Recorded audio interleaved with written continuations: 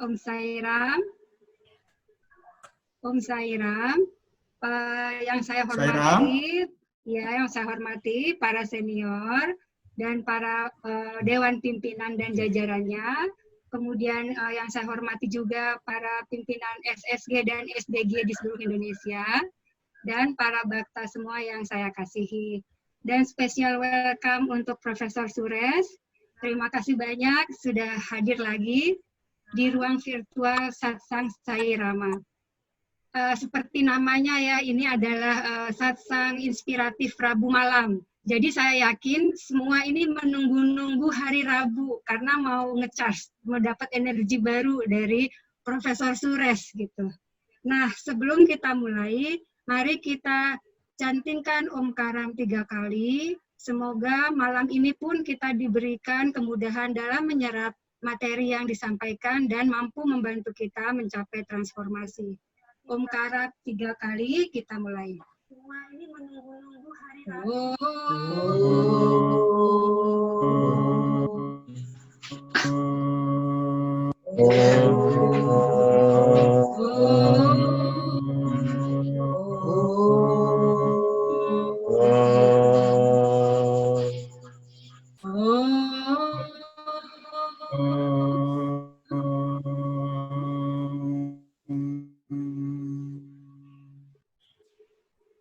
Baiklah, terima kasih.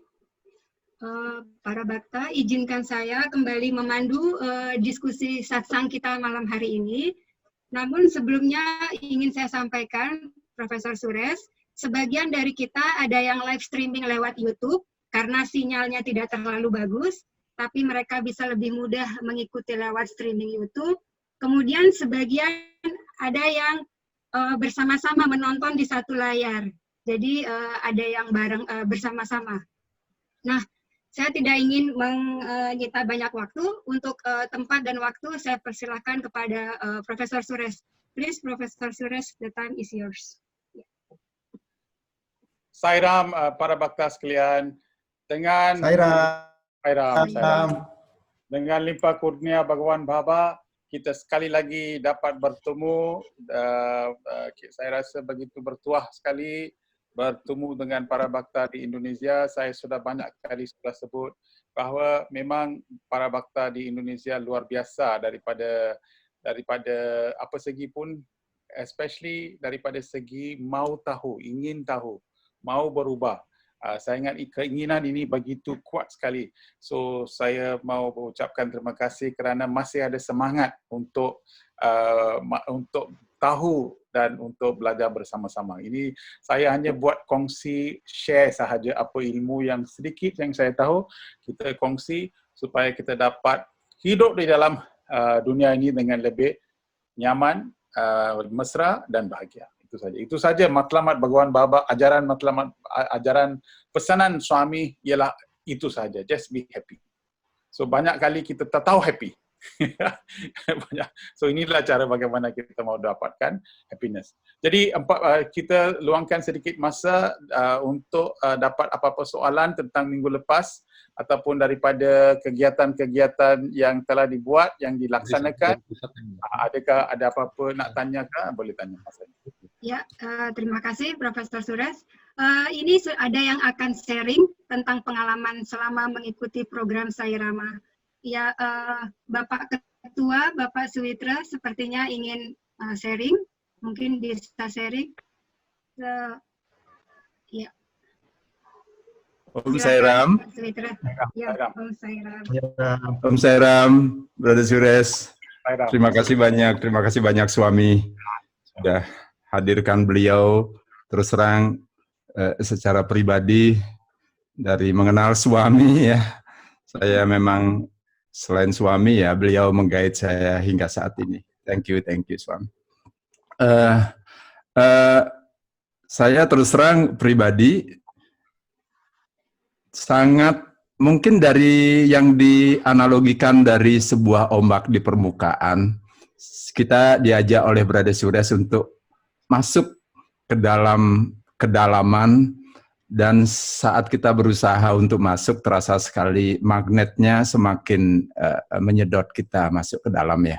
Sehingga benar-benar hari Rebo menjadi sebuah penantian. Saya kira semua begitu ini ya.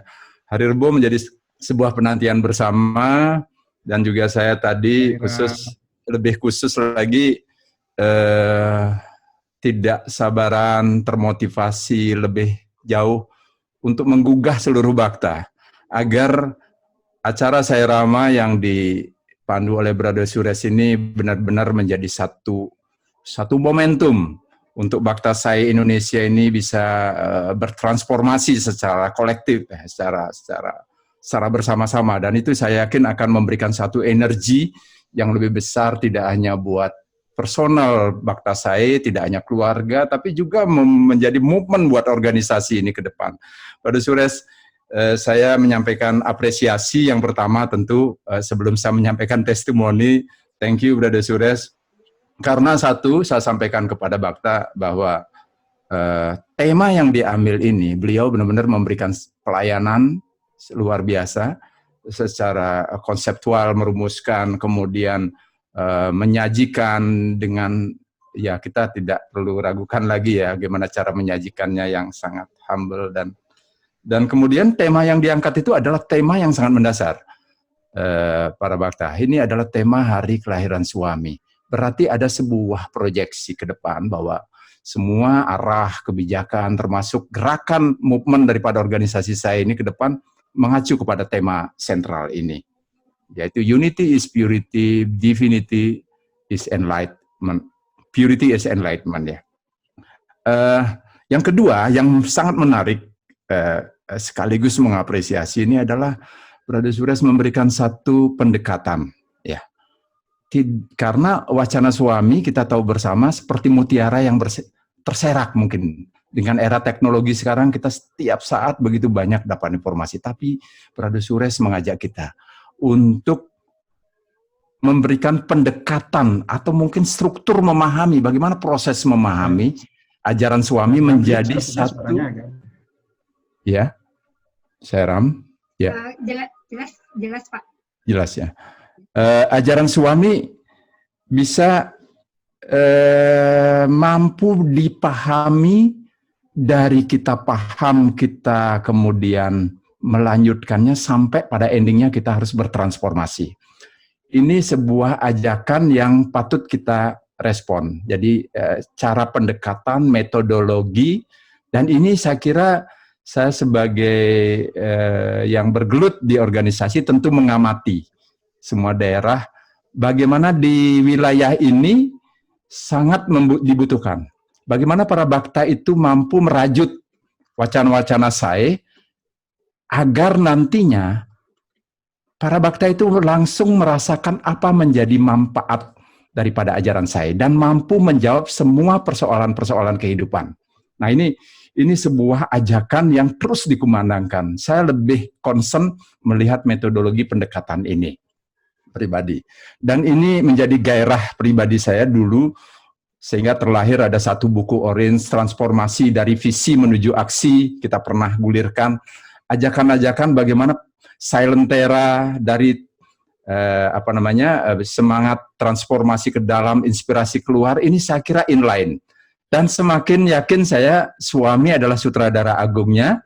Di momen kita banyak orang menganggap kita itu masalah dengan tidak bisa kemana-mana, tapi ini momen yang sangat baik dan hadirlah Brother Suresh di tengah kita. Nah, tadi ada pendekatan Rose, ada pendekatan Sai, ya itu sudah kita jalankan. Nah, kemudian yang kedua, izinkan saya memberikan apresiasi kepada, enggak tahu ini suami kirim pimpinan-pimpinan atau yang ditugaskan melayani organisasi, khususnya wing spiritual yang menjadi rohnya. Dia memanage Sai Rama ini, kemudian memanage momentum Guru Purnima, sehingga setiap pagi, ya saya tidak yakin apakah semua ini bisa tidak melihat ini. Ini yang saya mau testimonikan. Kalau saya di keluarga 1 bulan berjalan, syukur ya, setelah sadana awal kita lakukan dalam hari kemarin sebelumnya, Mahasamadhi Begawan, Aradhana Mahotsawam, kita lanjutkan menciptakan momentum di Guru Purnima. Nah, di sini yang pertama kami rasakan tentu nganggaplah kita bisa memulai mengajak satu keluarga kita untuk start the day with suami, ya, bukan HP. HP kita bawa, saya bawa ke tempat ke altar, tapi tujuannya bukan buka yang lain, tapi saya bawa, kemudian saya bisa menggairahkan satu keluarga. Ini mudah-mudahan tidak ada bocornya ya, nanti di rekapnya bisa berjalan untuk duduk di altar bersama-sama, pertama mendengarkan musik yang begitu indah, kemudian saya mengajak untuk bagaimana memastikan kita semua kontak sama suami dan mohon bimbingan beliau, karena saat pagi itu kita ingin beliau meng-guide kita untuk menemukan diri kita. Nah, lalu tentu dengan tuntunan meditasi yang sudah sering kita bahas, kita ingin mengajak bagaimana kita mencapai dari tadinya bahwa kita itu ada di alam cahaya, kemudian kita menyadari bahwa di dalam diri kita ada cahaya, kemudian kita mengajak kemudian bagaimana kita sendiri adalah cahaya sendiri, dan kita merefleksikan kemudian kita ada di dalam cahaya semesta, kita bagian dari cahaya semesta. Di sana kita mendapatkan satu view tentang bagaimana universal, pandangan universal itu terbangun dengan cahaya yang kita refleksikan bahwa semua adalah cahaya dan kita terhubung satu cahaya satu dengan yang lain. Dan terakhir, terus terang saya merasakan stay-nya itu pada saat kita menyadari bahwa kita ada di satu sumber cahaya yang sama. Di sanalah kita merasakan bagaimana kita seperti kembali ke sebuah asal yang begitu damai. Nah, setelah semua meditasi berjalan, tentu kami lanjutkan kemudian karena lanjutkan dengan suprabatam, ya. Suprabatam, gimana memastikan bahwa suami terinstall, bahwa cahaya yang kita dapatkan dan suami berkenan menjadi pengemudi jiwa kita. Ini yang kita tanamkan pada saat suprabatam. Nah, setelah itu baru lakukan Gayatri. Ini tip pribadi keluarga kami. Mungkin semua punya metode masing-masing. Saya sambungkan dengan Gayatri. Tapi kita yakinkan keluarga bahwa saat Gayatri itu gimana meditasi cahaya yang kita latih ini terefleksi di dalam Gayatri. Itu terbangun saat mantra Gayatri dicantingkan, kita bisa memvisualisasi proses panjang yang kita lakukan di meditasi hari itu dengan sebuah mantra. Om Bhurbuah Swaha, bahwa kita menyadari bahwa Tuhan itu kita imajinasikan sebagai penguasa semua dunia. Kemudian Tat Sawitur Warenium, bahwa Tuhan itu seperti Dewi Sawitri yang memang sumber daripada cahaya. Dan setelah itu Bargo Dewasya Dimai, seperti menginstalasi bahwa di dalam diriku ada cahaya, dan Dio Yona Prachodayat, Dio Yonaf ya, Prachodayat, itu saya seperti membayangkan bagaimana kemudian kita itu diajak untuk mengasah kesadaran kita, sehingga kita masuk kepada kesadaran cahaya yang kemudian kita gunakan untuk menjawab semua kehidupan kita. Nah, setelah Gayatri saya melakukan Sai Gayatri. Nah, Sai Gayatri itu lebih kepada bagaimana seperti suprabatam, meyakinkan bahwa di dalam diriku selalu suami akan guide kita. Baru setelah itu saya buka HP yang ada di sebelah saya, karena memang kita sudah komit ini mungkin perhatian kepada para bhakta semua, kita sudah komit, organisasi harus memanage semuanya secara detail, termasuk HP kami hidupkan. Di dalam HP itu setiap pagi tidak ada message yang masuk kecuali satu bhajan dan satu pesan yang berhubungan dengan meditation. Nah, habis itu saya setelah puja Ganesha, saya putar lagu bhajan. Seperti satu bait lagu tapi bisa memberikan satu energi yang luar biasa. Setelah lagu bhajan diputar, barulah salah satu anak saya suruh membacakan satu wacana suami khusus tentang meditasi. Karena ini karena spiritual sudah menata semua wacana-wacana itu secara berurut dan saling menguatkan, memilihnya dengan baik. Sehingga kita seperti di suasana yang Brahmar Murtam sangat baik itu sangat siap menerima sebuah pesan. Setelah itu barulah saya dialog sama keluarga, apa yang bisa kita tangkap dari wacana suami tersebut. Tadi misalnya, setiap hari ada saja satu testimoni. Salah satu anak saya bilang, saya sekarang dengan pengalaman ini, saya merasa lebih tulus gitu. Kemudian saya tanya, apa maksudnya tulus? Ya, selama ini kalau kita bekerja, semua, rasanya ada yang tidak ikhlas. Tapi sekarang saya merasa lebih ikhlas. Saya kejar terus. Kenapa bisa seperti itu? Karena saya tahu itu tugas. Berarti dia sudah diam-diam mengerti tentang dharmanya. Sehingga dengan dharmanya yang dia pahami, cahaya sudah bersinar, kemudian dia merasakan sebuah keikhlasan dalam bekerja. Yang tadinya mungkin beban, kenapa saya terus yang disuruh, kenapa enggak kakak saya, kenapa enggak ini. Nah mungkin sekarang dia sudah lebih tulus dan melihat itu sebagai kesempatan. Nah perubahan-perubahan ini sebagai orang tua buat saya sangat membahagiakan sekali. Nah, tanpa terasa satu hari kita isi dengan sebuah energi yang sangat luar biasa buat keluarga kami. Dan kemudian baru endingnya pada malam hari kami terus memang melakukan ritual arati sebelum tidur. Jadi kami tutup mulai dengan suami dan kita tutup dengan sai. Itulah kurang lebih agak panjang sedikit testimoni dari saya, sekaligus mungkin menyampaikan apresiasi dan sekaligus juga memberikan sebuah mudah-mudahan para bhakta dengan pengalaman masing-masing akan mendapatkan pengalaman yang lebih dari saya. Sairam, terima kasih banyak. Om Sairam, terima kasih banyak Pak Suwitra. Ya, Brother Suresh, yes. Bapak Suwitra telah terangkan dengan begitu jelas sekali apakah yang sebenarnya dibuat. Dan saya rasa ini satu pengajaran kepada kita, satu pengalaman yang kita harus ambil kira, betapa pentingnya kita beri keutamaan kepada cara bagaimana kita berdoa dan apa niat kita berdoa dan apakah manfaat yang kita akan dapat. Ini semua penting di dalam perjalanan di dalam kehidupan.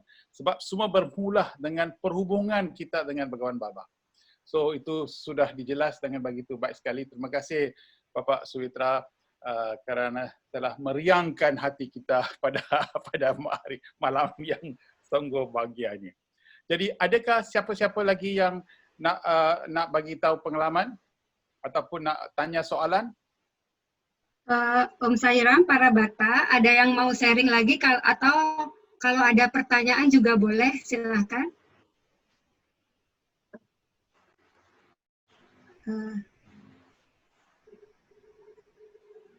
Ini banyak yang menyebutkan bahwa mereka sangat menanti-nanti nih hari Rabu. Seperti menanti malam minggu ya. Apa boleh buat? Sebab kita masih kena tunggu 6 hari sebelum Rabu datang. Ya. Sebab ini bukan apa-apa. Sebab apabila kita menghayati kemanisan Bhagawan Baba dalam wacana apa yang Bhagawan bagi tahu, itu pun sudah manis. Apalagi kalau kita sudah boleh mempraktikkan wacana itu di dalam kehidupan kita. Hidup kita memang akan daripada saat ini akan menjadi lebih mesra dan lebih bahagia dan lebih herti. Ya. So, ada silakan apa-apa? Para bhakta. Ada lagi yang mau bertanya atau sharing? Atau kita continue saja, Brother Suresh? Boleh. Sebab hari minggu lepas saya belum habiskan tu, jadi kita gunakan. Boleh. Kita juga pada hari ini sungguh tuah sebab Bapak Billy Fong bersama dengan kita juga. Ya, welcome Bapak Billy Fong. Sairam.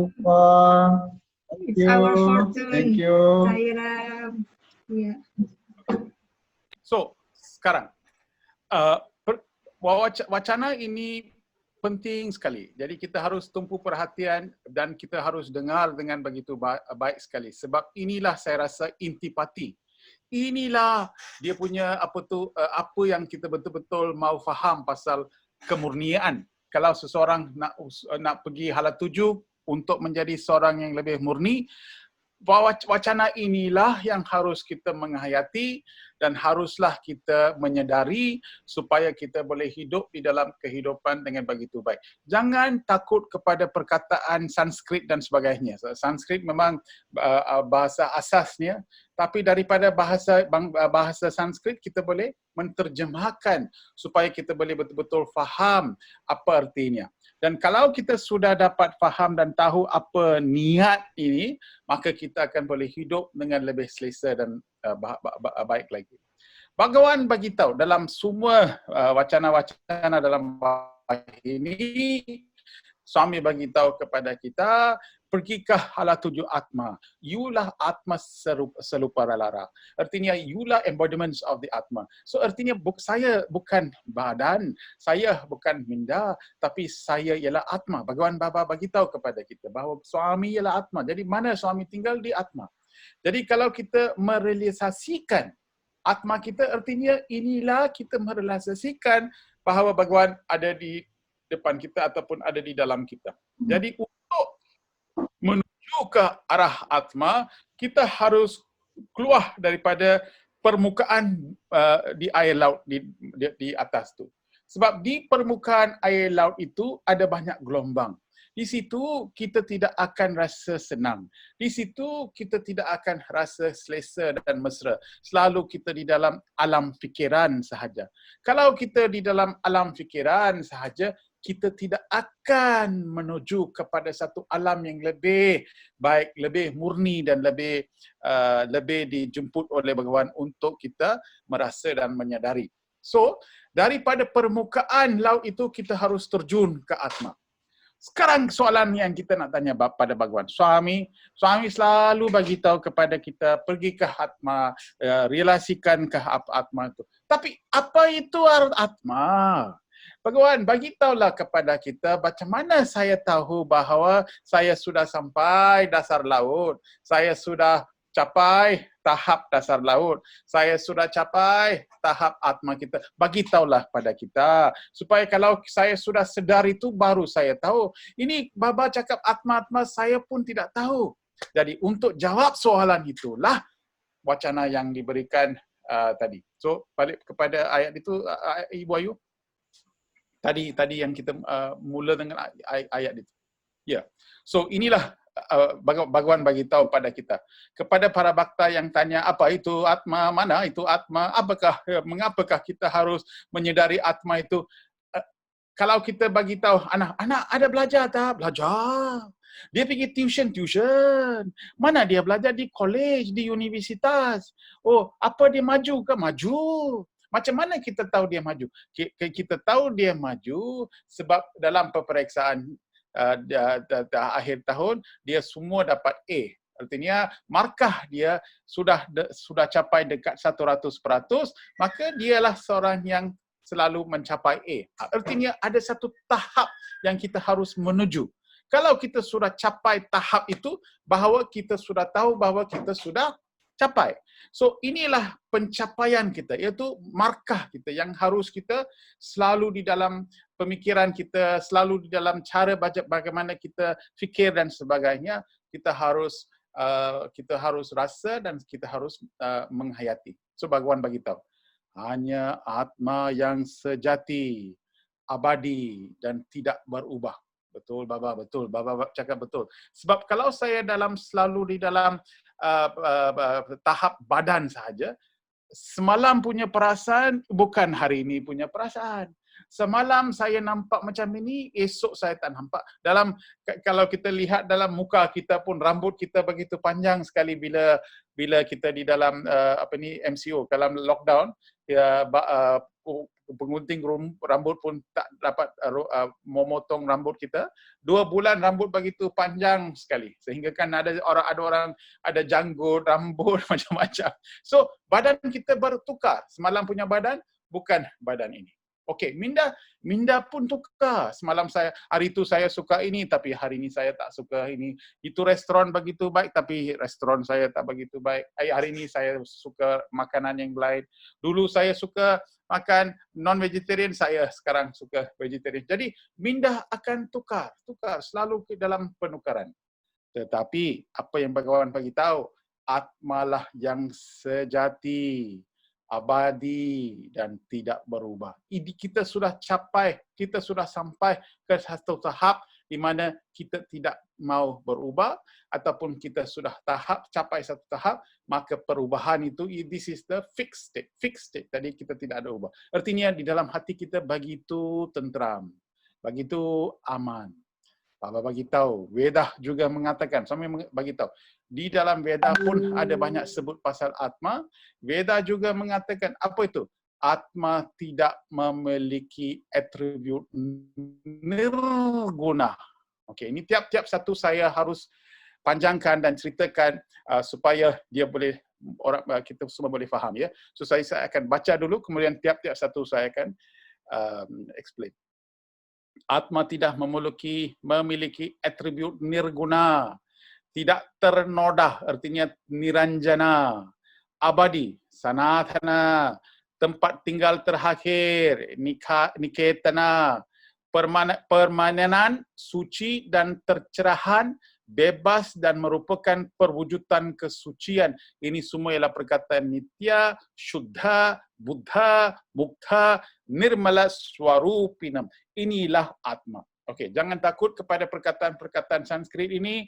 Jangan kita, ini semua besar punya perkataan, ini Sanskrit. Tidak. Jangan fikir macam itu. Sebab tiap-tiap satu perkara itu kita boleh pecahkan, kita boleh menganalisakan, kita boleh mengkaji tiap-tiap ini supaya dapat erti dengan begitu banyak sekali. Okey, so sekarang kita masuk ke dalam tiap-tiap satu perkataan, ya. So ini penting kerana ini adalah ciri-ciri Atma. Okey, next one. Go to the next one. Next, Ibu Ayu, next one, Ibu. Next slide, Ibu. Ya, tengok ini manusia jalan dalam jalan raya. Tapi anjing tengok digunakan anjing merupakan lebih bijaksana daripada manusia. Okey, tak apa. Next one. Ya. Next slide. Ya, sorry for the delay. Sometimes 1 second. Tak apa. Ya. Berbau jalan perlahan-perlahan dalam satu barisan dengan begitu disiplin sekali. Tengok manusia punya jalan raya. Ini ialah perbezaan sekarang sudah ada. Kita tergopa-gopa, jadi apakah yang sudah jadi kepada manusia? Ini soalan yang kita nak tanya. Okay, next one, next slide. Yes.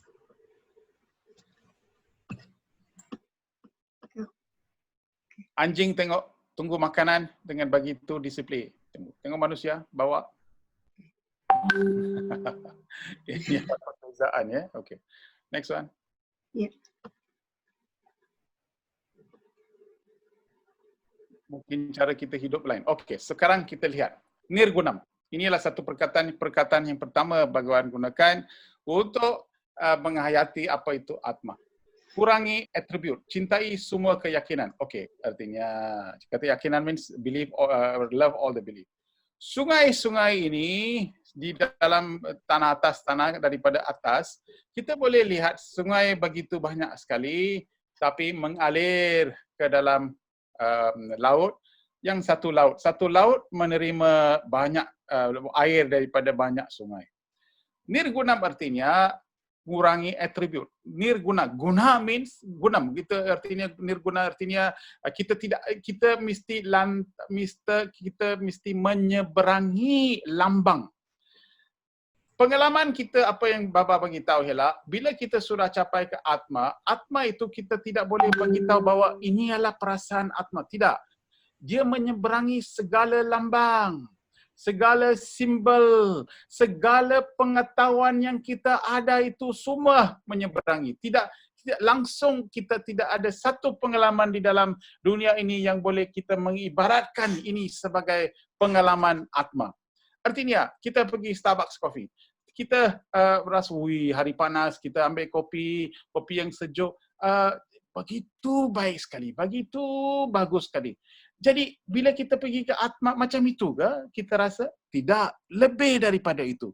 Jadi macam aiskrim, lebih daripada itu. Jadi apakah pengalaman yang kita tidak ada guna? There is no form, there is no explanation. Atma experience, apabila kita menyadari atma, ialah satu pengalaman yang begitu luar biasa sekali. Tidak ada guna. Kita tidak boleh tahu bahawa atma itu, sebab kita tidak boleh merendahkan agama lain. Sebab ataupun cakap buruk pasal agama lain. Sebab kita tidak tahu. Daripada apa yang kita faham, bila kita masuk ke apa-apa tempat yang beribadat, kita mesti dapat kemesraan, kebahagiaan dan sebagainya, sebab pengalaman atma ialah nirgunam. So apakah yang kita harus, jangan pegang kepada, inilah yang cara betul, itulah yang cara betul. Akhirnya kita akan dapat faham dan tahu bahawa segala apa yang kita tahu pun mungkin kita tidak tahu. Adi Shankara, ini adalah satu dokumen yang ada di dalam dunia dan memang saya sudah baca, itu dokumen dipanggil Dasha Sloka. Dasha Sloka means 10 sloka yang Adi Shankara sebut. Masa ini dia sedang, di masa umur dia 32 tahun sahaja, dan masa inilah dia sedang sudah ambil tapas dan dia sedang dapat samadhi. Jadi dia samadhi dan dia akan terus meninggalkan badan dia. Saat itu Bhaktah dia tanya, Swamiji, bolehkah terangkan apa itu perkataan, apa itu pengalaman samadhi? Dia tanya. Dokumen ini satu sahaja yang wujud di dalam dunia, yang orang yang mau dapat samadhi memberikan keterangan tentang samadhi. Sebab apabila kita sudah dapat samadhi, mindah kita tidak ada pada kita. Jadi tidak dapat apa-apa tulisan di dalam buku.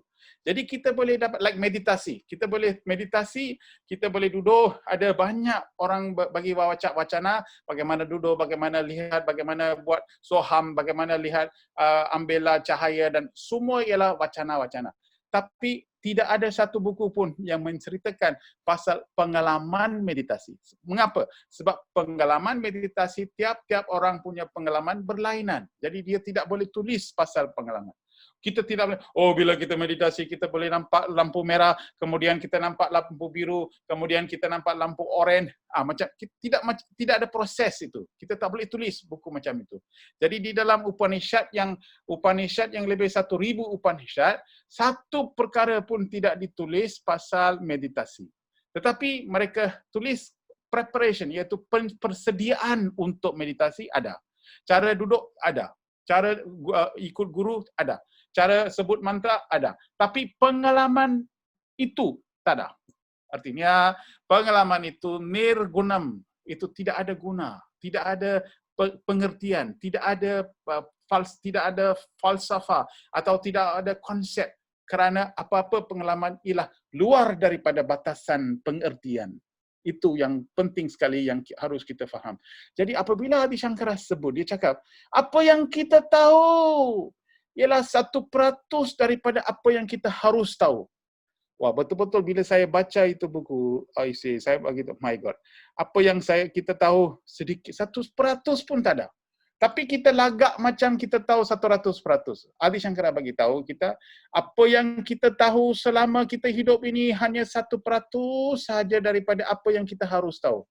Artinya, bila kita sudah tahu A, kita faham bahawa memang kita ada banyak lagi untuk belajar pasal B, banyak lagi belajar C. Jadi ini sebab orang-orang yang begitu ilmuwan, orang yang begitu kenal Tuhan atau ada ketuhanan, mereka semua humble. Humble means peramah. Mengapa? Sebab mereka tahu, begitu banyak yang saya tak tahu. Jadi tidak guna kita lagak bahawa kita tahu sedikit tapi kita cakap besar, sebab apa yang kita tahu ialah sedikit sahaja. Inilah nirguna. Nirguna means without form. Without form. So, atma ialah without form. Jadi, apakah setiap saya selalu bagi tahu dalam ROSE program atau ROSE ialah segala apa yang kita baca dan apa yang kita tahu, kita mesti faham bahawa kita harus menterjemahkan kepada action. Action itu penting dan bagitulah kita akan dapat ni. Okey, ada orang tulis nirguna di atas segala sifat keindahan tidak sebut tidak ada guna. Maksud beliau tidak ada maksud anything like that. Okey. So apa yang orang jangan salah faham. Ya. Tidak guna is like a useless, but nirguna tidak ya. Bro Eka mencoba menjelaskan. Ya. Jangan salah faham bahwa nirguna means useless. Yes, brother. I just want to. Yes. Just to explain, because in bahasa, that's very, A very important point. Jangan fikir bahawa seorang yang useless itulah yang yes.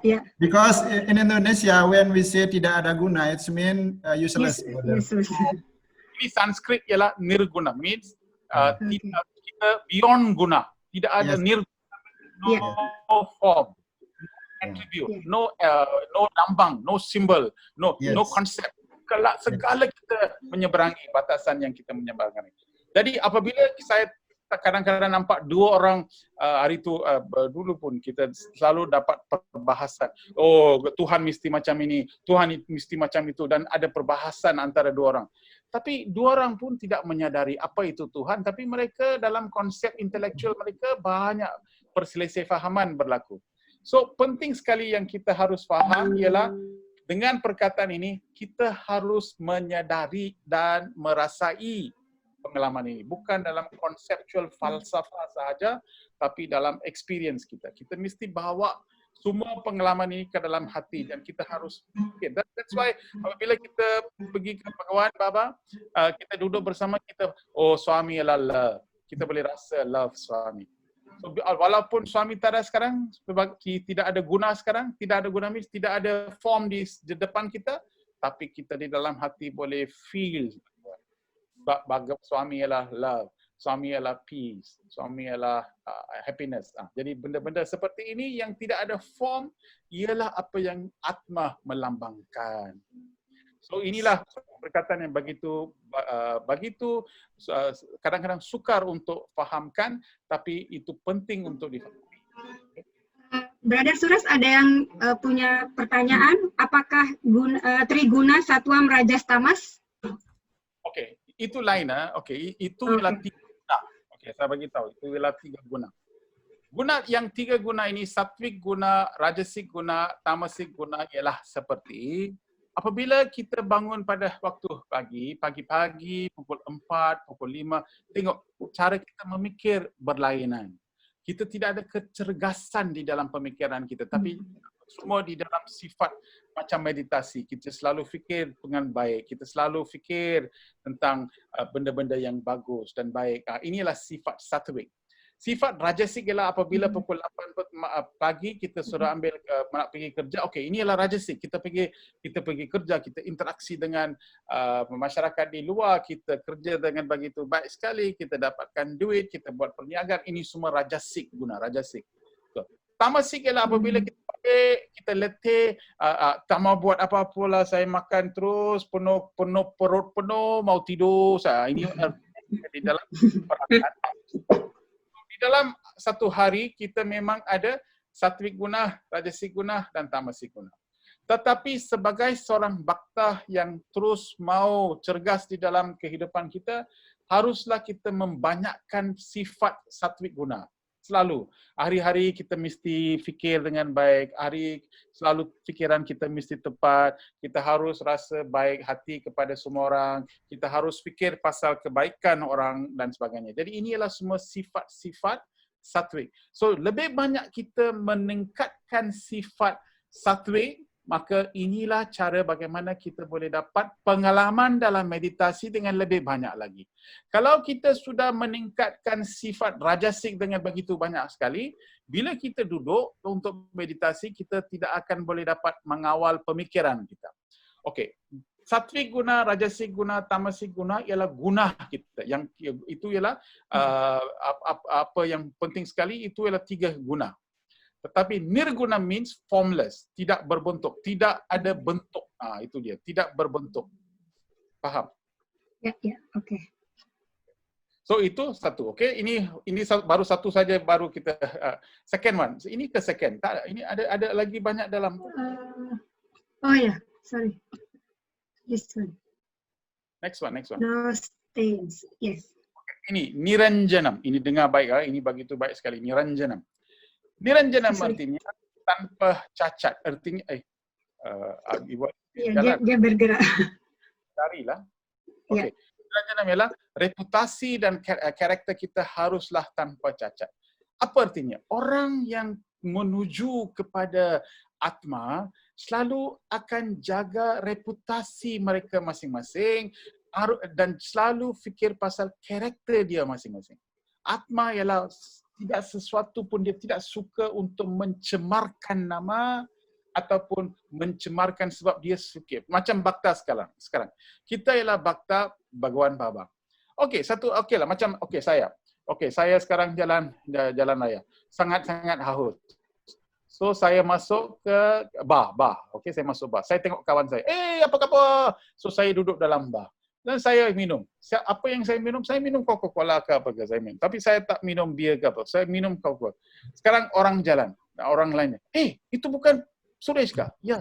Dia apa dia? Ini orang Sai Baba duduk dalam bar apa ni? Itulah online tentang dia cakap pasal besar tapi sekarang dia duduk dalam bar, dia minum itulah. Tak boleh percaya kepada fakta.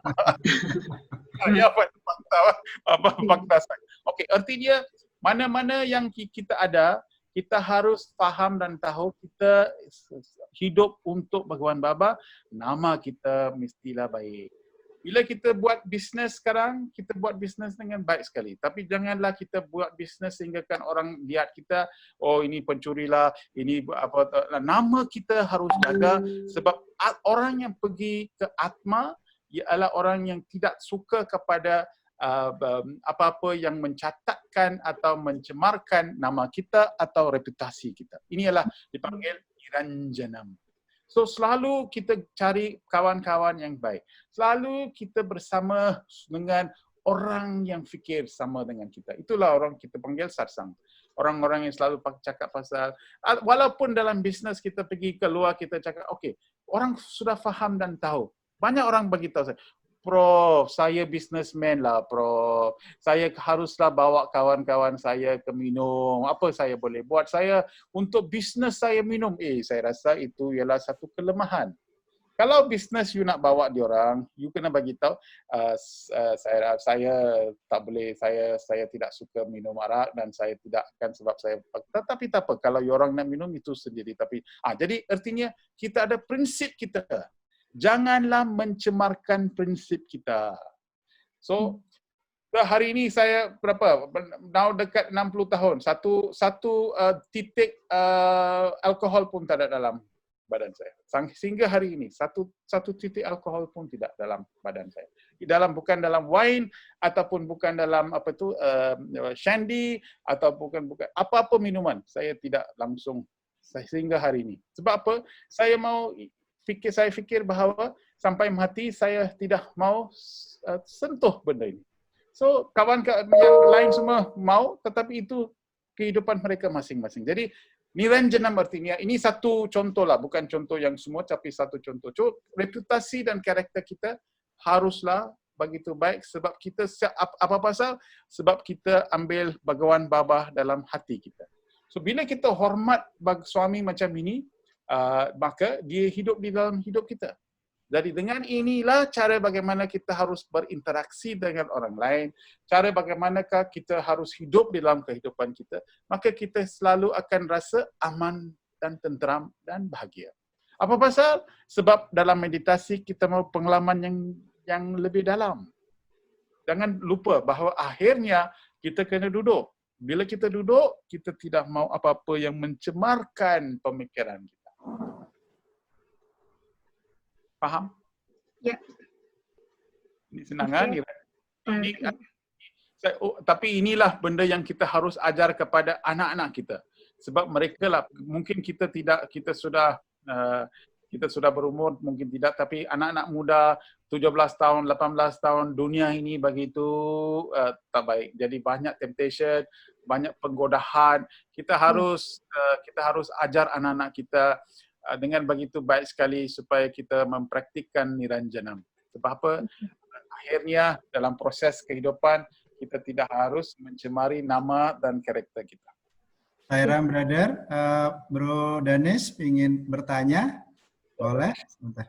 Ya. Silakan, bro. Sairam, brother Suresh. Kita tahu kita punya minda sering pindah-pindah. Oke? Dan gara-gara kita punya minda pindah-pindah, kita jadi susah. Karena minda kita susah kita atur. Kemudian ada juga atma yang barusan Brother Suresh sampaikan bahwa dia tidak berbentuk dan tidak ada noda di dalamnya.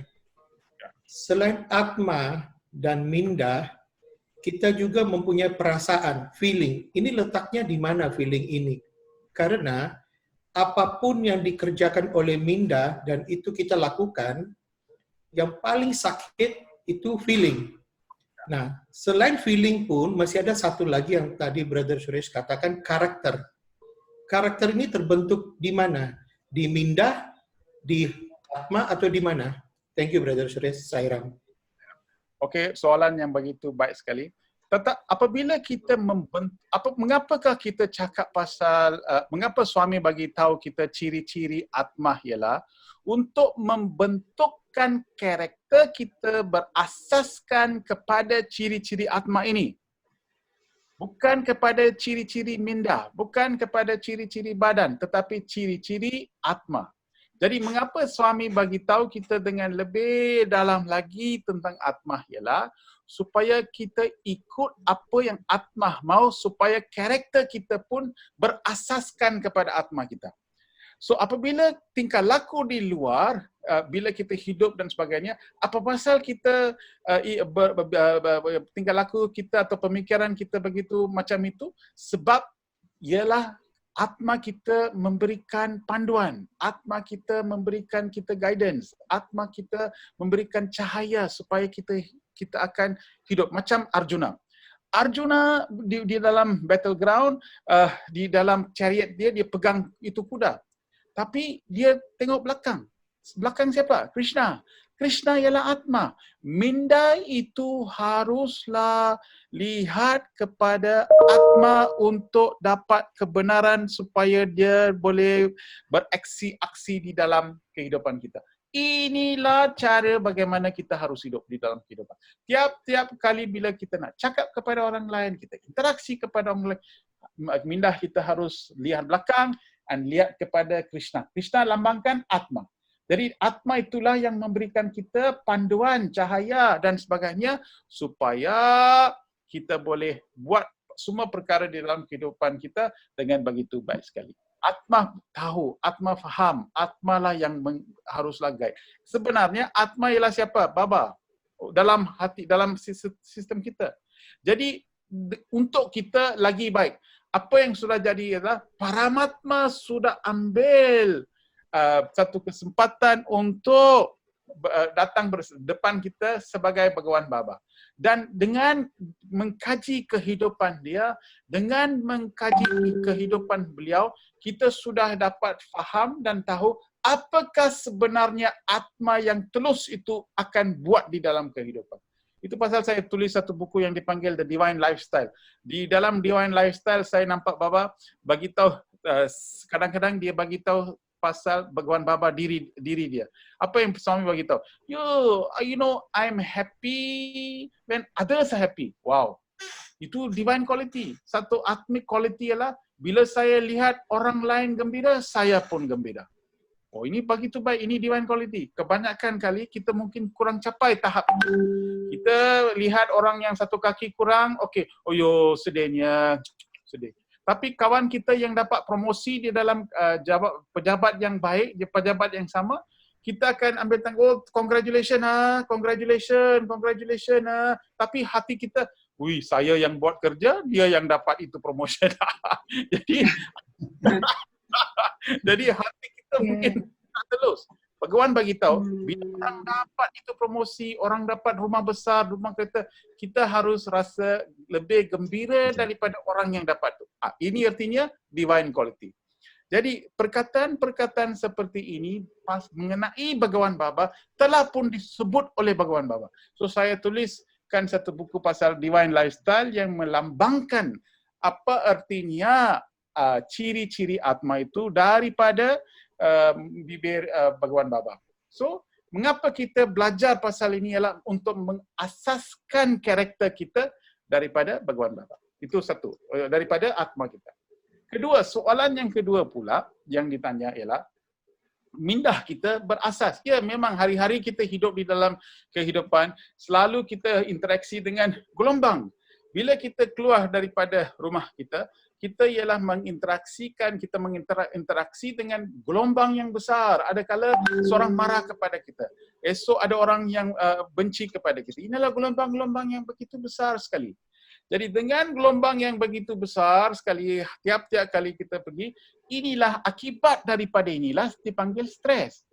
Kita mengalami stres ialah sebab kita tidak tahu menenangi, menyeberangi, berenang di dalam laut yang gelombang yang besar. Jadi kita mengalami stres, kita balik ke rumah, kita akan jadi sakit dan sebagainya. Sebab kita punya sistem pemikiran itu tidak dapat memahami masalah ataupun menenangi masalah. Tapi apabila kita sudah faham dan tahu bahawa kita ialah atma dan kita bukan minda, maka kita dapat kestabilan di dalam itu. So dia boleh kacau saya, dia boleh benci saya, tetapi saya tidak akan adakan apa-apa sebab saya bukan itu, saya ini, saya bukan minda, saya atma.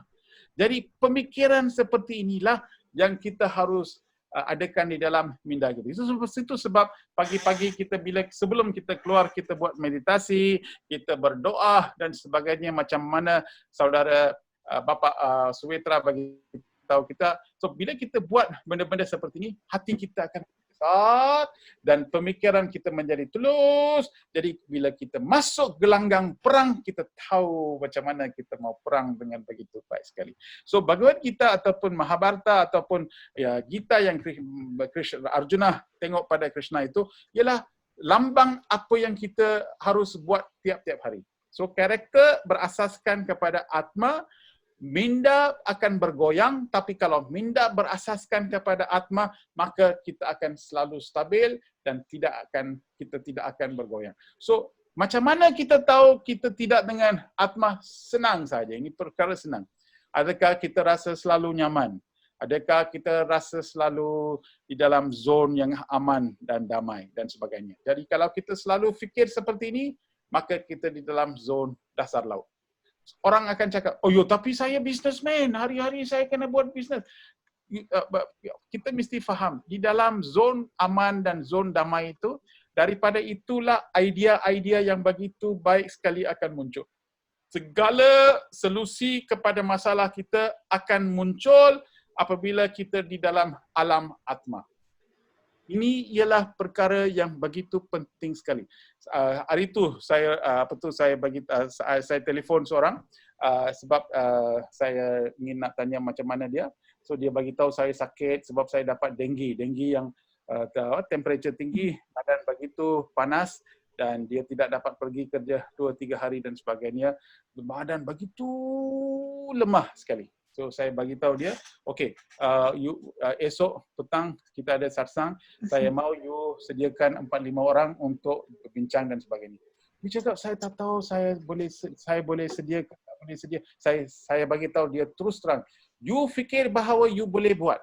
You fikir bahawa you akan buat semua ini. Jangan rasa bahawa you tak boleh buat. Fikirkan untuk Bhagawan dan buat terusnya. Saya bagi tahu macam itu. Isteri saya pun dengar apa yang saya cakap. So isteri saya bagi tahu, apalah orang sakit pun you bagi tahu, you bagi kerja kepada dia. Dia sakit, dia tak boleh kerja, mengapa you bagi kerja? Tapi esok hari orang itu telefon saya. Saya bagi tahu semalam selepas you telefon, saya telefon ini, saya uruskan tentang satsang itu. Hari ini saya tengok badan saya langsung tak ada sakit. Doktor saya bagi 3 hari cuti untuk rehat, tapi esok saya akan boleh dapat pergi kerja. Macam mana doktor ini boleh jadi? Ini macam ajaib. Saya seorang doktor juga. Apa sudah jadi pada saya? Mengapa tiba-tiba saya pulih?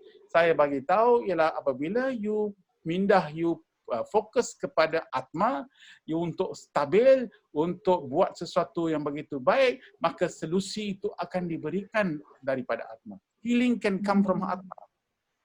Atma healing is very fast. Banyak orang fikir bahawa kalau kita tumpu perhatian kepada sakit, maka kita akan terus sakit. Tapi kalau kita fokus kepada solusi, kita akan dapat solusi. So hari-hari bila kita berinteraksi di dunia di luar, fokus kepada atma kita. Maka bila kita pergi keluar, solusi itu memang tepat dan akan datang kepada tangan kita. Ini Bhagawan bagi kita satu cara hidup dengan baru.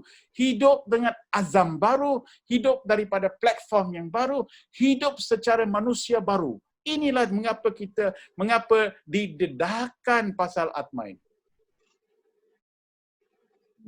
Niranjanam, baru 2. Baru hari sekarang, baru kita baca 2 saja. Thank you, Brother Sairam. Next one. Okay. Niranjanam. Kedua, Nirgunam, Niranjanam. Ketiga. Eternal values. Okay, ini adalah sanadhana. Okay, sanadhana saya rasa banyak orang tahu. Sanadhana dharma means eternal. Alright. Sekarang kita dengar. Kalau kita hidup dalam badan kita tak boleh sanadhana. Sebab satu hari saya akan mati. Mereka akan semua datang ke rumah saya, ambil saya, bungkus saya dalam itu keranda, terus akan bakar. Sebab saya orang Hindu, so dia akan terus bakar. Itu saja, saya akan bakar hangus. Jadi macam mana dia mau simpan badan saya? Tak boleh. So, bila saya hidup tahap badan sahaja, saya tidak akan capai sanatana. Alright. Bila saya hidup secara minda saya akan macam berombak sini, berombak saya. Tak boleh. Jadi satu cara bagaimana kita boleh jadi sanatana ialah apabila kita hidup di dalam dunia ini ikut nilai-nilai kemanusiaan seperti Mahatma Gandhi yang selalu disamakan dengan ahimsa, iaitu non-violation. Sampai dia sudah meninggal berapa ratus tahun, tetapi sekarang masih ini 17. Oh, Sairam. Sorry. Mohon di-mute. Ya, Sairam, terima kasih. Ya, silakan Brother Suresh. Mahatma Gandhi yang telah meninggal berapa lama dulu, tapi hari ini Amerika ada 3-4 tempat di mana dia diberi cuti am. Mengapa? Sebab hari ini dia dikenal dengan ahimsa. Apa tu? Nilai-nilai murni. Jadi kalau kita seorang bhakta selalu mesra, selalu bahagia, selalu kasih sayang kepada orang lain. Kalau kita mati pun, kalau kita meninggal dunia pun, orang ramai akan ingatkan kita dengan nilai-nilai yang kita hidup di dalam. So sanatana, eternal values, artinya nilai-nilai yang begitu baik sekali kalau kita hidup. Jadi atma bagi tahu kita nilai-nilai kehidupan yang lebih stabil, yang selalu suka, yang selalu sayang, yang selalu hidup untuk orang lain. Jadi inilah nilai-nilai yang kita harus hidup, maka sehingga apabila kita meninggal pun mereka akan masih dapat inspirasi. Satu contoh yang begitu baik sekali. Bhagawan Baba tidak ada, tapi masih kita berinspirasi kerana sumbangan Bhagawan ataupun nilai-nilai suami yang menunjukkan sehinggakan walaupun Bhagawan tidak ada bersama dengan kita daripada form dia, tapi masih dia dapat memberikan kita inspirasi kerana eternal values dan nilai-nilai sehingga dunia hidup kita masih boleh dapat fikirkan pasal Bhagawan Baba, Mahatma Gandhi dan semua orang seperti ini sebab mereka telah hidup untuk nilai-nilai murni. Jadi di dalam tempat kerja kita mestilah ingati dengan nilai-nilai murni. Dengan perkara inilah, cara inilah bagaimana kita boleh dapat hidup eternal values, nilai-nilai murni.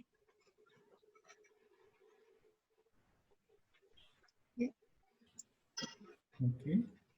Ada nak siapa We nak go to tanya? the next slide.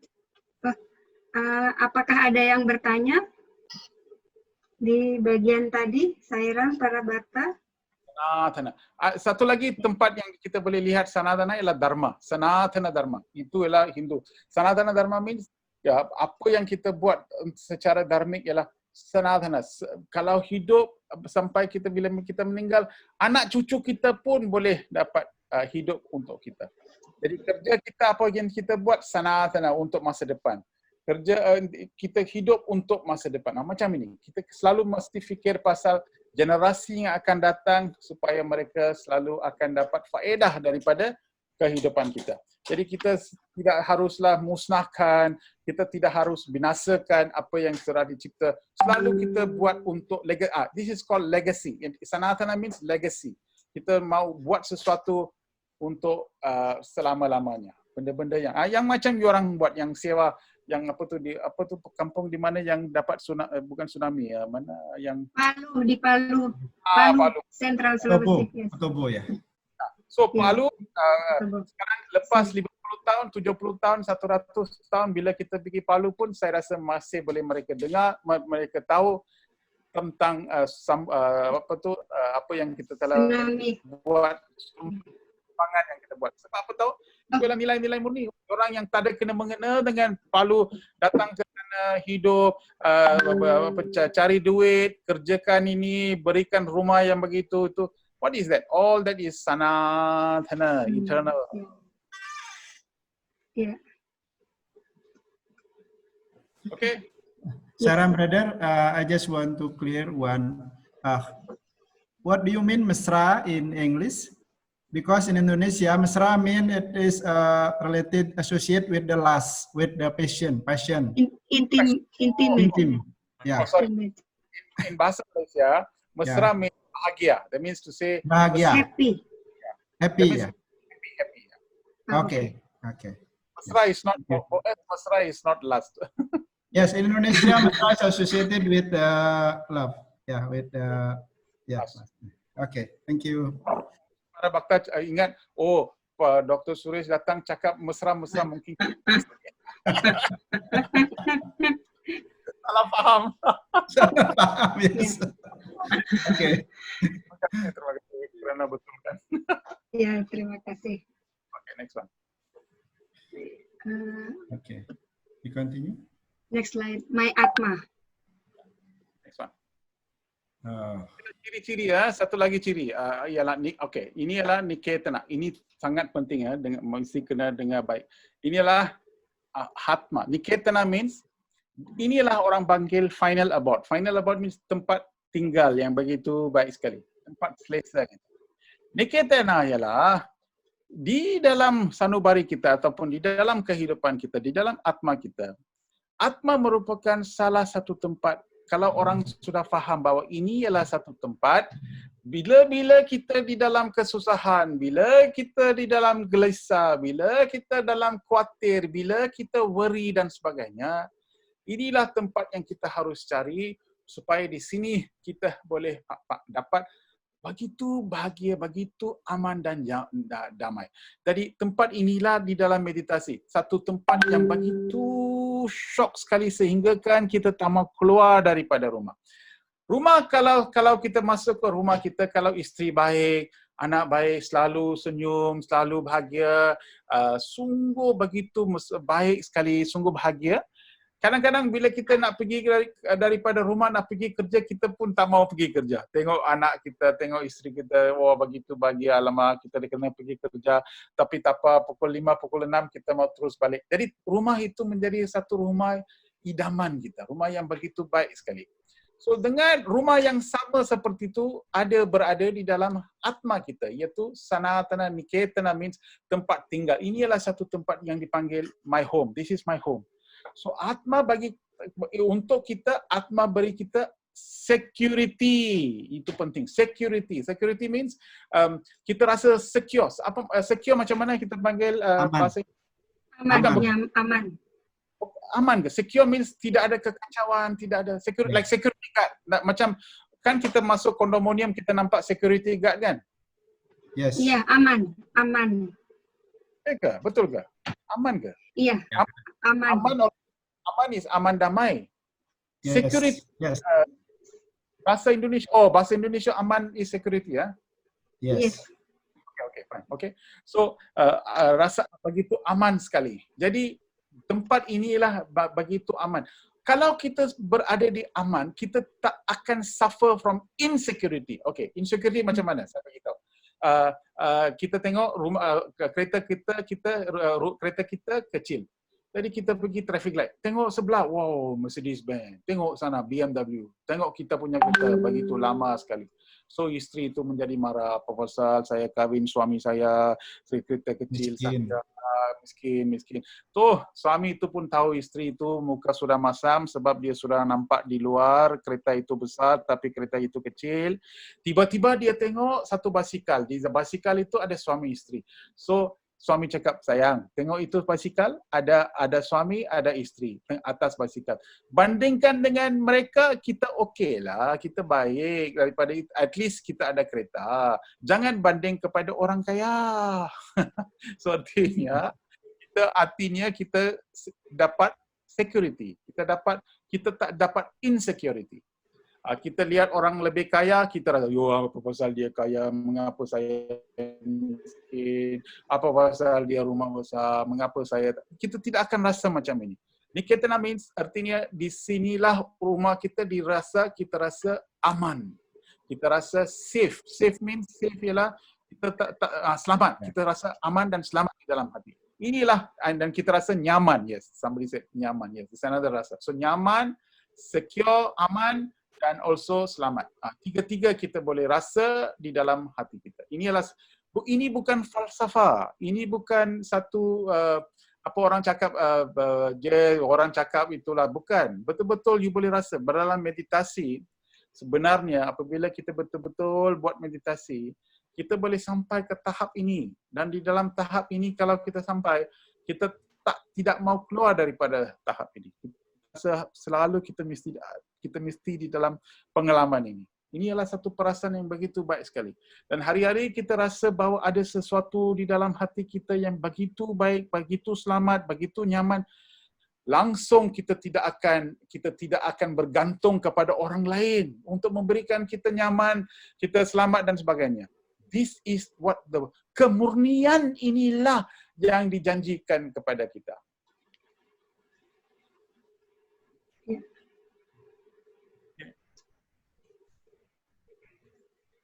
Saya, ya Bu Ratih ingin bertanya yang tentang yang mana Ibu? Mohon penjelasan yang mana?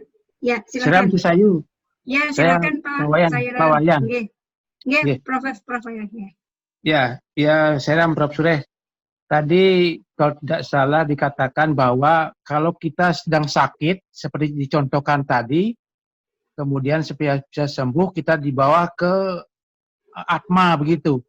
Mohon penjelasannya bagaimana caranya itu, Prof. Sureh. Terima kasih, Seram. So ini sahabat kita. Bila kita sakit ataupun bila kita rasa ini sudah ditulis banyak buku dalam buku Inggeris sudah ditulis Healing Consciousness, banyak buku pasal healing yang telah ditulis, banyak buku. Dan saya selalu nampak perkataan-perkataan yang sama ditulis di dalam buku-buku seperti ini. Apa yang disebutkan ialah apabila kita ada masalah di dalam dari segi badan, kita selalu akan bimbang. Ya, selalu kita akan bimbang, selalu kita akan worry, khawatir, gelisah. Banyak kita akan tanya, yo saya tak tahulah macam mana, saya mungkin akan matilah, inilah, itulah. So selalu bila kita di dalam alam kegelisahan seperti ini, maka badan kita kurang akan sembuh. Baru semalam kita dalam satsang zone, kita jemput seorang doktor kanser yang beritahu kepada kita, bahawa dia ada banyak pesakit yang memang dia buat, saya tahu dia buat macam tu, dia akan tumpu perhatian kepada pemulihan daripada mindah dia. So banyak keyakinan dia beri, banyak nyaman dia beri, banyak keselamatan dia beri. Jadi pemikiran kalau dia sudah tukar, maka kanser pun akan the remission of cancer can be there. Artinya dia akan pulih daripada kanser pun. Baru hari ini Dr. Ravi bagi tahu saya, pagi saya semalam sebab lepas satsang pagi ini dia bagi tahu ada seorang patient pesakit fourth stage cancer. Doktor pun tak ada harapan lagi. Dia datang jumpa Dr. Ravi dan terus kemudian dia pergi Puttaparthi, dia tinggal di sana 6 bulan. Apabila dia balik, dia jumpa balik Dr. Ravi, pesakit itu completely cured, completely pulih. Bukan sebab Bhagawan jumpa dia, sebab dalam 6 bulan dia berada di Puttaparthi, dia rasa begitu nyaman, begitu damai, begitu pemikiran begitu tenang. Bila pemikiran sudah jadi tenang, maka badan itu akan dapat peluang untuk menyembuh. Sebab apa tahu? Kita dapat connection. Connection kepada siapa? Connection kepada Atma. Atma tahu beri kita ubat tu. Atma tahu untuk pulih kita. Inilah sebab macam mana binatang. Kalau kita lihat anjing. Kita tahu tak anjing kalau sakit, dia tidak ambil cuti tau. Ada ke anjing ambil cuti? Saya tak tahu. Anjing Indonesia tak. Anjing di Malaysia pun macam tu. Dia tidak ambil cuti. Tapi dia akan pergi makan rumput, makan ini, makan itu, dia boleh tahu sembuh. So sekarang kita faham. Apa pasal anjing itu tahu macam apa pokok yang dia harus makan, apa pohon yang dia harus makan, apa daun yang harus makan. Sebab di dalam anjing pun ada Atma. So Atma itulah yang memberikan panduan untuk makan apa dan buat apa dan sebagainya. Panduan kita sebenarnya ada di dalam badan kita, tetapi kita tidak mengorientasikan sistem kita untuk dengar apa Atma mahu. Jadi kita fikir bahawa kita tahu. Ini tidak artinya kalau seorang sakit itu hanya bergantung kepada Atma. Itu saya tidak beritahu. Kalau kita mesti pergi doktor, kita mesti dapat duit, dapat ubat. Tetapi pemulihan yang lebih cepat akan berlaku kalau kita tidak lagi bimbang dan kita tidak lagi khawatir. Kita beri keyakinan kepada Tuhan bahawa Tuhanlah yang akan jaga kepada kita. Kalau kita sudah dapat keyakinan seperti ini, sembuhan itu apa yang cepat kita boleh dapat sembuh. Oke. Terima kasih, Prof. Ya, baik.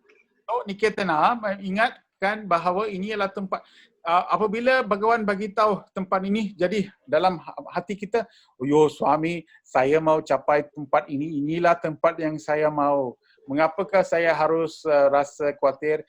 Mengapakah saya harus gelisah? Sebab di dalam hati saya, di dalam Atma saya pun ada tempat macam ini, Niketana. Saya mau capai tahap ini. Jadi saya akan daripada hari ini meningkatkan meditasi saya lagi, lebih tenang lagi, dan lagi-lagi bulan ini ialah bulan meditasi, apa yang ada pada jadi bulan inilah yang kita harus duduk dengan lebih panjang lagi, lebih banyak lagi supaya kita boleh capai benda-benda seperti ini. Dan macam mana kita tahu bahawa kita betul-betul meditasi? Senang. Kita lihat muka kita pun kita sudah tahu. Kita selalu dalam muka kita senyum, kita selalu ceria, kita tidak ada. Kita tahu, wah bulan meditasi ya, tengok. Kita tidak muka macam muram, masam. Apa pasal? Tak, ini bulan meditasi. Kita selalu senyum. Kita mana-mana kita pergi, selamat pagi, apa khabar? Apa khabar semua? Begitu happy, apa pasal? Ini bulan meditasi saya. Itulah sebab saya, itulah artinya tingkah laku kita datang daripada ciri-ciri Atma yang mempengaruhi karakter kita. Profesor Suresh, I have a question. Di manakah Atma itu? Ada yang bilang inside our forehead or in our heart. The place. So, ada banyak orang bagi tahu banyak tempat. Ada orang bagi tahu bahawa kita harus melalui pineal gland. Ada orang bagi tahu bahawa just above your what do you call that place, the umbilical cord, just below that itu 1 sentimeter atas itu. Ada banyak orang memberikan kita lokasi tempat itu. Tetapi saya baca daripada buku-buku, ada banyak orang memberikan perspektif kita. Tapi untuk saya sebenarnya, kalau saya nak percaya buku itu, saya saya fikir, apalah, asalkan dia ada di dalam sistem kita. Dalam badan kita memang ada rupa. Saya akan cuba cari dia, dan macam mana saya tahu cari dia? saya tahu bila saya sudah kontak dia, hui, saya rasa nyaman, saya rasa selamat. Tak kisah, saya sudah rasa. Perasaan itulah yang penting sekali. Jangan kita nak, kalau lokasi kita tahu pun macam apa yang kita nak buat, bukan kita nak apa-apa pun. Ada, okey, kalau kita katakan ini adalah lokasi adalah dekat hati kita. Jadi kita nak cabut hati kita, nak keluarkan itu, tidak ada. Ya, oke, terima kasih. Bisa kita lanjut? Ya. Kita next slide ya. Iya. Oke, next one. Ya. Oke, nitya, permanent. Ini penting. Capailah kebahagiaan abadi. Satu lagi ciri Atma ialah selalu dia akan cari kebahagiaan abadi, bukan cari pleasure interval. Okey, artinya bila kita operate daripada Atma, orang bagi kita rokok. Bila saya tanya, oh ambillah rokok sikit saja, ambil. So orang tak nampak pun, sikit rokok pun tak ada masalah. Tapi bila kita nak masukkan itu rokok ke dalam hati kita, dalam mulut kita, suatu suara akan, mengapakah you merokok? Bukankah you tahu rokok itu akan binasakan kesihatan? Bukankah rokok itu akan binasakan paru-paru? Bukankah rokok itu akan mengurangkan duit dan sebagainya? Dan ini tidak akan beri you kebahagiaan dengan betul. Sekarang you rokok hanya untuk kebahagiaan, tapi kebahagiaan itu bukan abadi. Jadi buat apa you nak rokok, itu suara akan keluar. Atma kalau. Dan terus kita akan terus, saya tak maulah tak apa. Jadi kita dengar itu suara daripada Atma. Itu pasal kita selalu, jadi apa-apa yang kita buat, sistem kita sudah tahu. Ada perempuan cantik, perempuan cantik, begitu. Saya sekarang, Atma bagi tahu, apa pasal you tengok itu perempuan? Bukankah you sudah kahwin? Berapa perempuan you tahu? Itu satu sudah bagi, mengapa? Jadi tiba-tiba itu Atma akan membetulkan itu pemikiran. Jadi pemikiran itu, alah perempuan cantik pun tak boleh dapat ke apa pasal. Buat apa you mau itu perempuan, you pergi lari dengan perempuan itu kebahagiaan. Mungkin untuk sementara, tapi itu bukan kebahagiaan abadi. Dia bagi tahu. So bila kita sudah dengar itu Atma, okey, kita betulkan. Itu saja. Jadi mekanisme itu ada di dalam sistem kita, tapi kita tidak mau dengar suara Atma. Itu masalah kita. Sebab apa kita tidak mau dengar suara itu? Bukan suara itu tak ada. Memang suara itu ada. Tetapi mengapa kita tidak mau dengar? Sebab suara daripada minda akan begitu. Perempuan datang, ambillah satu malam tak apa. Ambillah. Itu minda akan bagi tahu kita. Jadi minda itu jahat, minda ambil satu kecil saja tak apa, orang tak tahu. Buatlah. Tu. Macam satu pengalaman yang Nigeria, dua Nigerian di dalam ini selalu Bhagawan bagi tahu di dalam buku Bhagawan pun kita lihat dua Nigerian daripada duty free shop di Bangalore. Dia dia nak pergi Puttaparthi tapi dia beli dua black label whisky bottle, dua botol arak. So dia bawa itu dua botol masuk ke Puttaparthi. Di Puttaparthi you tak boleh masuk arak dan sebagainya, tapi itu Nigerian dia bawa di dalam bilik dia, malam-malam dia buka itu botol. Bila dia buka botol, dia keluarkan itu arak, masukkan dalam gelas, air keluar. Dia pun cakap, macam mana ini arak kita beli dari black label, daripada duty free shop, macam mana air boleh keluar? So dia pun rasa, tak tahulah macam mana. Okey, buka botol yang kedua. Bila dia buka botol yang kedua, bila dia tuang ke dalam gelas, air yang keluar. Airan betul. So dia pun tak tahu macam apa nak buat. Tak boleh mengadu. Macam mana you boleh mengadu? Sebab arak tak boleh masuk ke dalam Puttaparthi. So esok dia duduk di darshan. Bila dia duduk darshan, Bhagawan datang. Bhagawan jalan.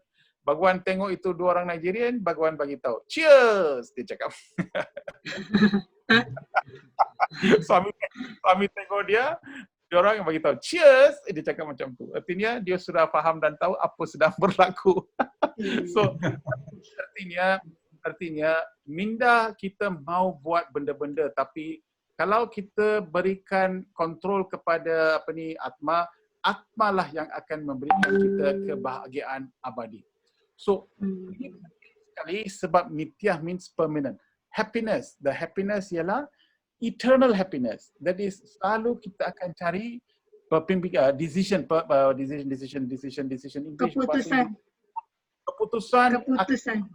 Keputusan dalam tiap-tiap keputusan yang kita buat selalu pergi ke hala tuju yang akan memberikan kita kebahagiaan abadi.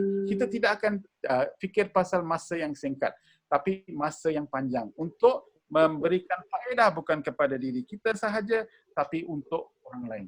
Inilah cara bagaimana kita harus hidup. Bukan fikir pasal esok, tak apalah ambil duit lah, tak apa. Esok tak kisah, hari ini kita hidup untuk hari ini saja. Bukan macam itu. Kita selalu fikir pasal masa depan. Sebab apa, karma apabila kita buat apa-apa pun akan datang balik kepada kita. So, nitya ialah permanent. Capailah kebahagiaan abadi. Nitya means permanent. Selalu kita pergi ke kebahagiaan abadi. Profesor Surya, hala 7 is direction ya? Direction. Hala 7. Hala 7 direction ya. Direction. Okey, tadi bila saya cakap pasal permanent, ada siapa? Ada yang bertanya? Tidak ada yang bertanya.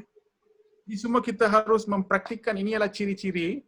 Kita mesti faham dengan betul. Dan jadi apabila kita sudah sebut ini, maka kita harus dapat penjelasan supaya apabila kita lihat daripada sekarang ini, segala keputusan haruslah pergi ke hala 7 ke memberi kita kebahagiaan abadi.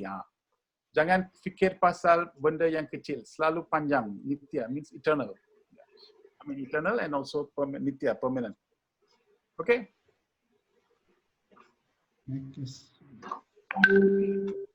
Okay. So next one is apa Bhagavan bagi tahu ialah Shuddha. Shuddha ialah Shuddha means purity.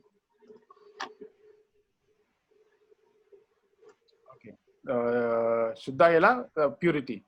Purity ialah Shuddha. Shuddha means kemurnian. Okay.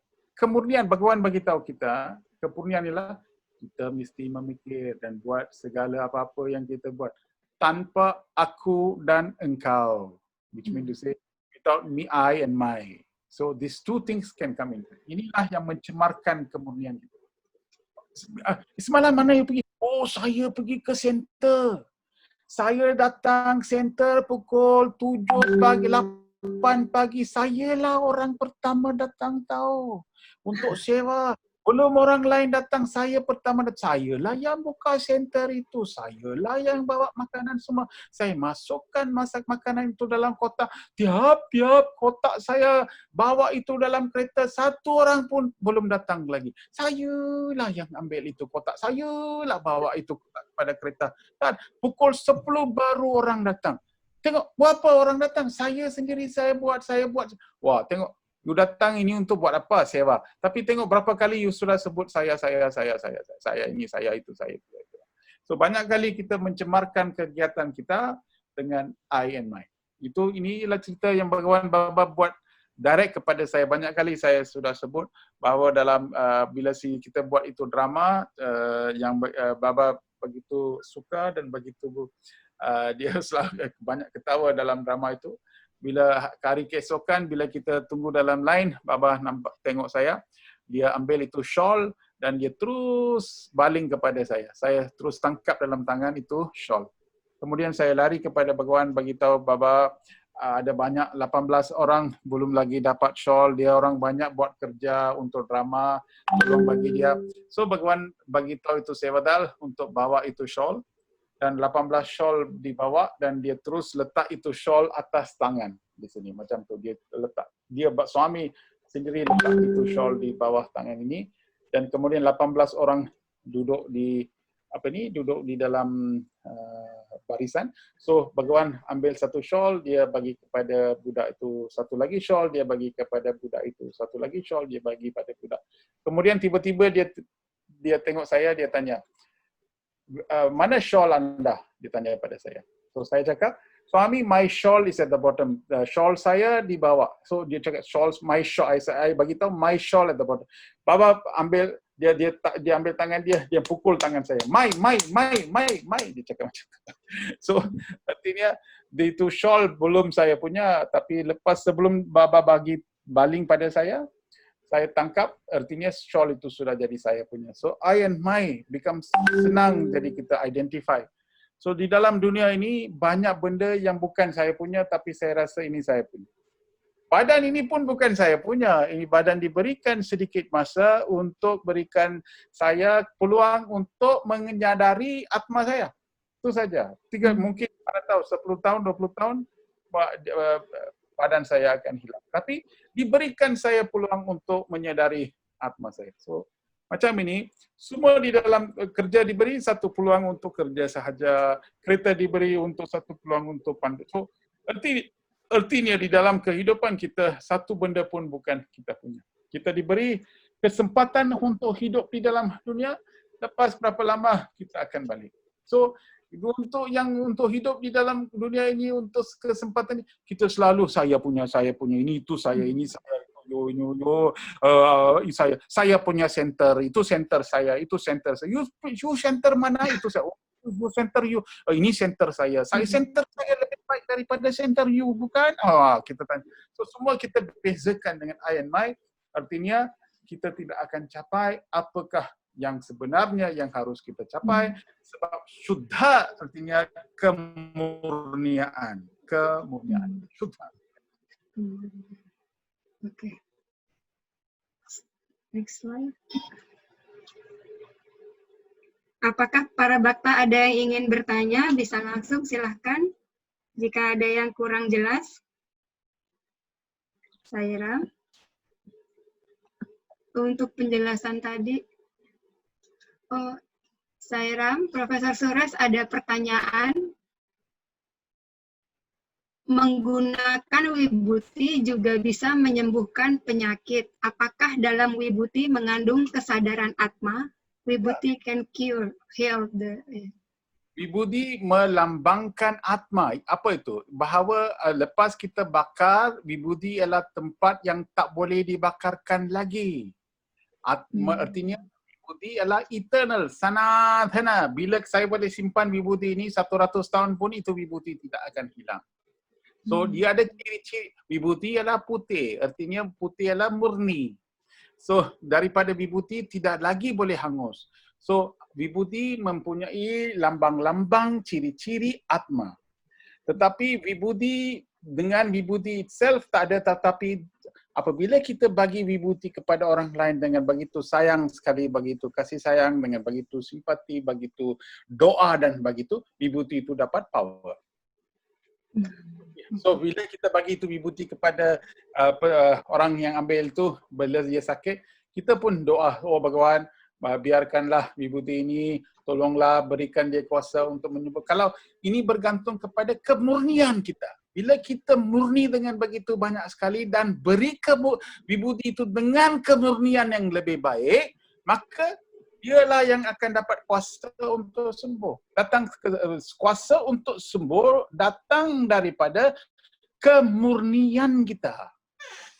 Dan kemurnian itu bila kita datang daripada mana? Daripada atma kita. So, dengan atma kita, kita doa, kita bagi itu wibuti itu sudah jadi ada kuasa.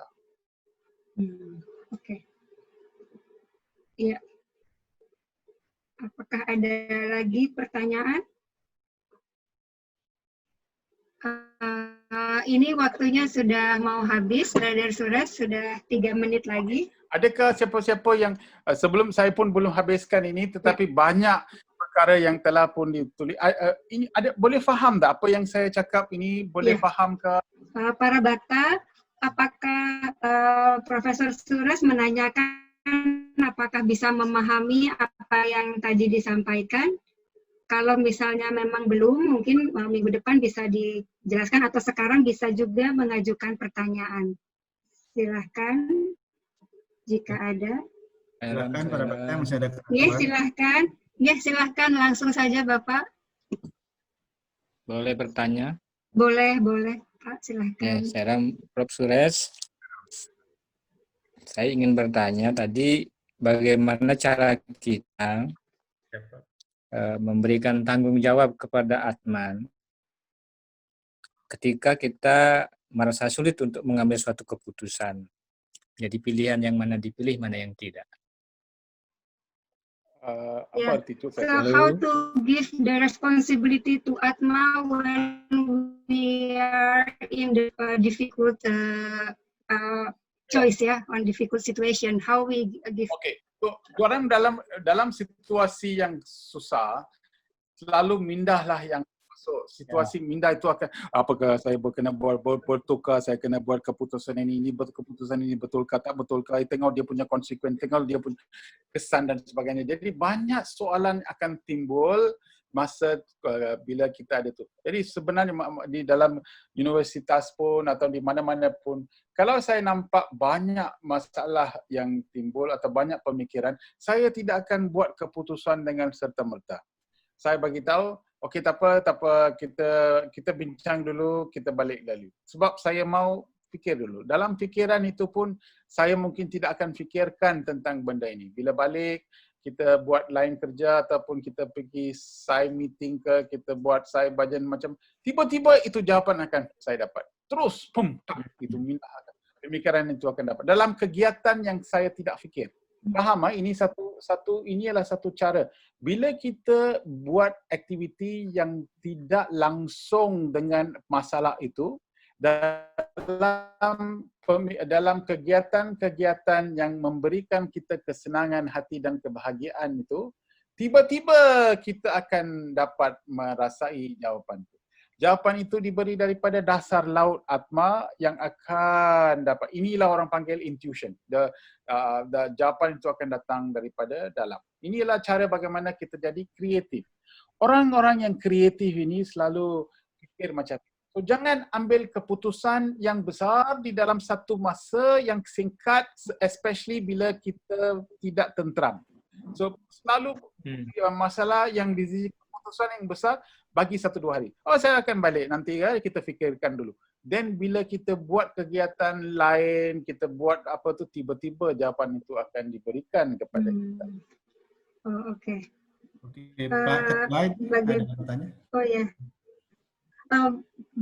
Professor Suresh, it is okay, the time is already 8:30, or we stop now and then for the next week we continue for the other question. Saya akan minggu depan akan berikan lebih banyak masa lagi sebab hari ini saya banyak maklumat. Minggu depan saya akan fikir dulu mempraktikkan idea-idea ini dalam kehidupan. Ini bulan baik untuk mempraktikkan sebab ini bulan meditasi. Apa yang kalau you meditate pun kita akan sampai Atma. Hari ini cantik sebab Bhagawan bagi tahu kita apa artinya pencapaian Atma itu daripada segi ciri-ciri. Jadi tolong kita mempraktikkan dalam kehidupan dan bawa soalan, pengalaman dan sebagainya minggu depan dan kita akan bincang dengan lebih dalam lagi. Ya. Okay. Terima kasih untuk pertanyaan Bapak Suwitra akan kita bahas minggu depan, ya Pak. Ya, terima kasih para bakta sekalian.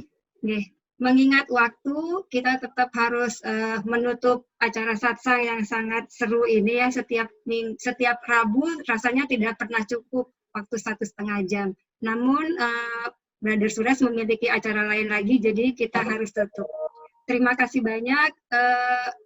Thank you for Professor Suresh. Dan para bakta nanti setelah kita tutup, mohon jangan left room dulu karena akan ada beberapa pengumuman dari sekretariat. Nah sekarang kalau minggu depan ada banyak lagi soalan, mungkin kita akan boleh menambahkan daripada 1,5 jam, 2 jam pun saya tidak ada masalah. Tapi terima kasih. Terima kasih, Brother. Terima kasih banyak. Very good news. Ya, kita semua happy. Syarat ialah you mesti bawa banyak soalan. You fikir banyak soalan. Ya, banyak. Lebih banyak soalan dan kita akan bincang dengan lebih banyak lagi. Sebab saya rasa ada minat orang macam itu ya. Ya. Baiklah. Terima kasih. Sementara kita tutup dulu dengan Samastaloka Sukino Bhawantu 3 kali. Om Samastaloka Sukino Bhawantu. Samastaloka Sukino Bhawantu. Samastaloka Sukino Bhawantu. Om Shanti Shanti Shanti. Silakan Bu Giri. Terima kasih banyak, Brother Suresh. Terima kasih banyak. Oh, sorry. Terima kasih banyak